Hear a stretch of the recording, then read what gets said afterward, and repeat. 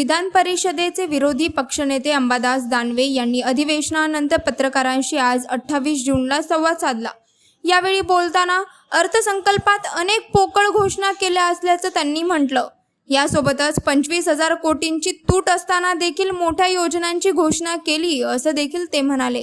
मूळ अर्थसंकल्प मार्च मध्ये जाहीर झालेला होता। आज अतिरिक्त अर्थसंकल्प जाहीर होताना अनेक पोकळ घोषणा केल्या गेलेल्या आहेत। खरं तर मागच्या अर्थसंकल्पातच ही 13,185 कोटी रुपयाची तूट दाखवली गेली होती आणि आता नव्यानं 11,771 कोटी याचा वेगवेगळं खर्चासाठीच्या माध्यमातून म्हणजे थोडक्यात आता 25,000 कोटी रुपयाची तूट या बजेटमध्ये असताना मोठ्या मोठ्या योजनेची घोषणा केलेली आहे।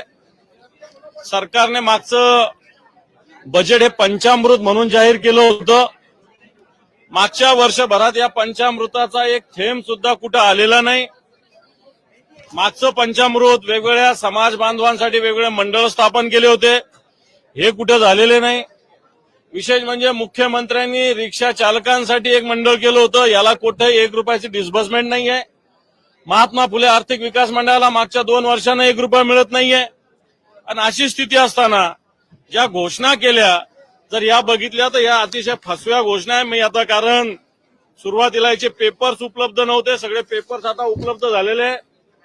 खरं तर 25,000 कोटी रुपयाचं डेफिसिटचं बजेट असताना या सरकारने महिलांसाठी 46,000 कोटी रुपयाची याच्यात नियोजन केलं, वारीसाठी 36 कोटी रुपये, त्याच्यानंतर नमो शेतकरी योजनेचं तुमच्या माहितीच सांगतो की सरकारने अशी घोषणा केली होती, केंद्राची जी पंतप्रधान शेतकरी सन्मान योजना आहे त्याच्याबरोबर नमो योजनेचा हप्ता दिला जाईल।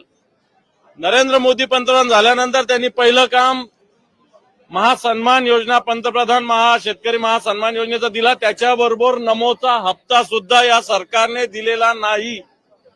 खोट्या घोषणा सरकार करतात, नमोचा यावेळेसचा हप्ता यावेळेस दिलेला नाही आणि म्हणून या सरकारला अनेक वेगवेगळ्या पद्धतीचं आताच्या घडीला लायबिलिटी असताना सरकारने हे ज्या घोषणा केलेल्या आहे, वाटतं आता महाराष्ट्रामध्ये 42,000 गाव असताना गाव ते गोदाम म्हणलं असताना 100 गोदाम, 42,000 गाव आणि 100 गोदाम करणार। अशा वेगवेगळ्या ज्या प्रकल्पासाठी सिंचनाच्या प्रकल्पासाठी नव्यानं पुन्हा प्रशासकीय मान्यता म्हणजे याचा अर्थ पहिलं काम ते करू शकलेलं नाही।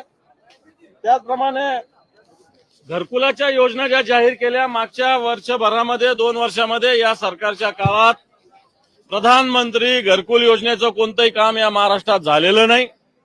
नवनवीन घरकुलाच्या योजना जाहीर करतं सरकार। थोडक्यात सांगण्याचा मुद्दा हा की या सरकारच्या तिजोरीमध्ये एक आणा नाही, माझ्या खिशात नाही आणा आणि मला बाजीराव म्हणा, अशा प्रकारचं या सरकारचं आताच्या घडीला बजेट डिक्लेअर केलं त्याच्यातली स्थिती आहे।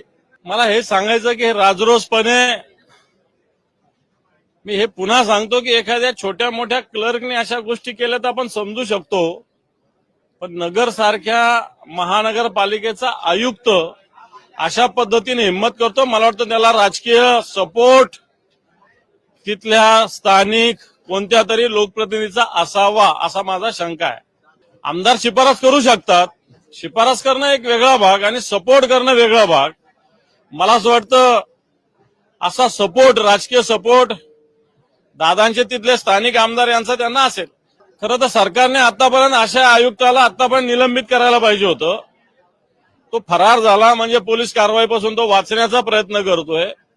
मला वाटतं सरकारने आतापर्यंत या अधिकाऱ्यांना पूर्णपणे निलंबित करायला पाहिजे होतं।